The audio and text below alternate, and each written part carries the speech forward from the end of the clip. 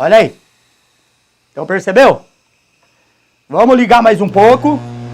Eu fiz um conteúdo sobre motor de indução. Quem não viu, se quiser ver, eu deixei aqui na descrição. Eu falo sobre o princípio de funcionamento do motor de indução. E surgiu uma questão. Se o princípio de funcionamento do motor de indução é o mesmo de um forno ou um fogão de indução, então é possível aquecer algo colocando o núcleo de ferro fixo no estator de um motor? Eu digo desde já que sim. Se você se interessa no assunto e quer entender e aprender como que faz, continue aí no vídeo. Eu sou o Roberto e esse é o canal Eletroamadorismo. É um canal de elétrica e eletrônica para amadores. Antes de mais nada, vamos entender um pouquinho o comportamento de um campo magnético no indutor. Falar de magnetismo é um tema bastante complexo, mas eu vou explicar de uma forma simples e prática que você vai entender na hora. Eu coloquei aqui dois rolos de cabo 2,5 mm, estão ligados aqui ó, em série, correto? Totalizando aqui 200 metros. Está alimentado com 220 volts. E quando fizer essa experiência, tem que se atentar no seguinte, não pode inverter o campo. Aqui os dois campos estão no mesmo sentido, dois rolos no mesmo sentido. Se eu inverter aqui, por exemplo, ó, o que vai acontecer? Ele vai dar um pulo danado aqui, ó. Então ele tem que manter no mesmo sentido o campo, correto? Ó? Vamos ver o comportamento do campo magnético e da corrente nesses dois rolos de cabo. Primeiro, vamos medir a resistência para a gente calcular, de acordo com a lei de Ohms, quantos amperes vai dar essa bobina em 220 volts. 5,3 ohms, certo? Essa é a resistência fixa. 5,3 ohms. De acordo com a lei de Ohms, vai dar quanto? Vai dar uns 40 amperes por aí, né? Calculando aí, 220 dividido por 5,3 vai dar uns 40, 41 amperes por aí. Vamos medir para a gente confirmar se bate. Deu 27 amperes. Por que que pelo cálculo da lei de Ohms deu 41 amperes e a gente mediu aqui, deu 27? A gente mediu no rolo de cabo aqui a resistência. Resistência é fixa. Cada material tem uma resistência fixa.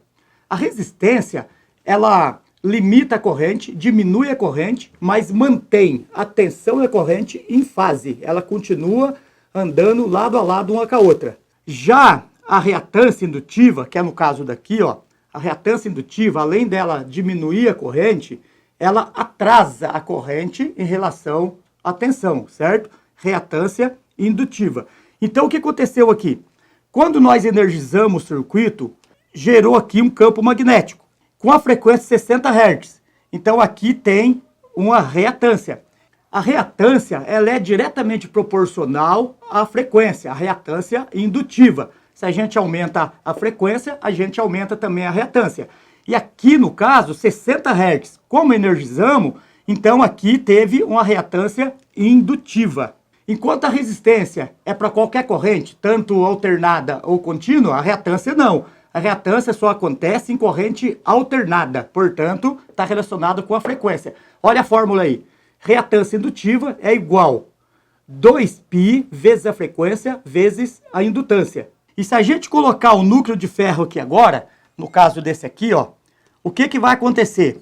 Agora, todo o campo magnético vai concentrar nesse núcleo de ferro, fazendo com que essa reatância sobe ainda mais, diminuindo a corrente. Com isso, a corrente vai ser menor, o aquecimento do cabo vai ser menor. Como concentrou tudo no núcleo, agora aqui nesse núcleo vai circular a maior corrente, que é a corrente de Foucault.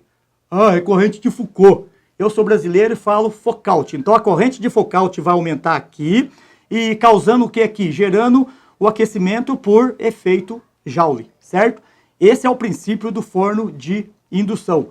Enquanto no motor, nota bem, enquanto no motor, no transformador, a gente quer eliminar essa corrente de Foucault, aqui no forno de indução é diferente. Ela é importante para a gente. Só ela que serve para a gente. Agora, vamos medir com o núcleo de ferro no lugar. Vamos ver se a corrente vai cair ainda mais. Tinha dado 27 amperes.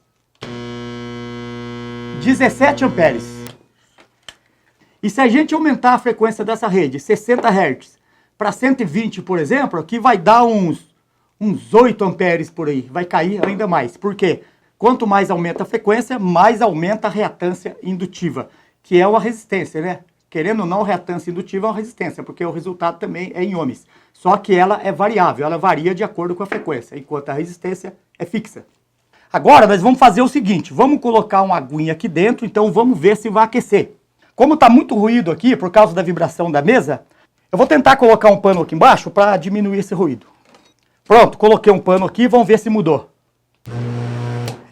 Diminuiu um pouquinho. Vamos ligar agora.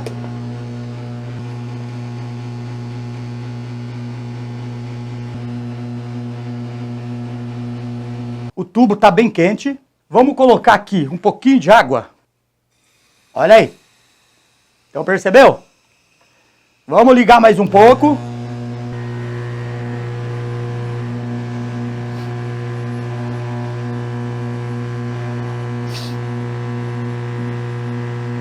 Se a gente colocar uma manta aqui, um amianto, fibra de vidro, para isolar, para não aquecer o cabo, que o cabo não está quente. O cabo está frio. Agora aqui não dá para pôr a mão. Dá até para fazer comida aqui dentro dessa panelinha. Agora vamos lá, uma coisa interessante. Aqui nós temos 220 volts com 60 Hz, uma frequência fixa. Se a gente aumentar a frequência, vai aumentar essa corrente de Foucault aqui, por causa da velocidade ali da frequência, correto? Então, quanto mais alta a frequência, mais você aumenta aqui o campo magnético e vai aumentar essa corrente. Agora, vamos entender um pouquinho como que funciona o fogão de indução, esse montado eletronicamente. Fiz aqui um fogãozinho aqui, ó. Eu enrolei 10 espiras aqui de cabo de 4 milímetros, ó. Quem tiver interesse de montar esse circuitinho, eu vou deixar aqui também na descrição como que monta o circuitinho. Bastante simples, é simples demais.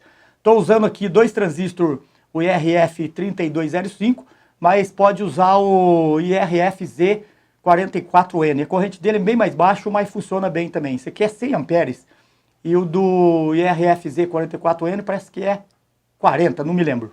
Só que esse aqui funciona com 12 volts. Vamos ver o funcionamento dele. Eu coloquei 2 baterias, porque essa bateria aqui é 5 amperes hora e o circuitinho precisa pelo menos 8 amperes. Então vamos ver agora? Vamos ligar? Uma coisa importante. Um bom dissipador, certo? Ó, um bom dissipador, eu coloquei aqui até um cooler, apesar do transistor ser uma potência alta. Já está aquecendo, dá para sentir o cheiro. Tá sentindo o cheiro aí? Já está cheirando aqui, ó.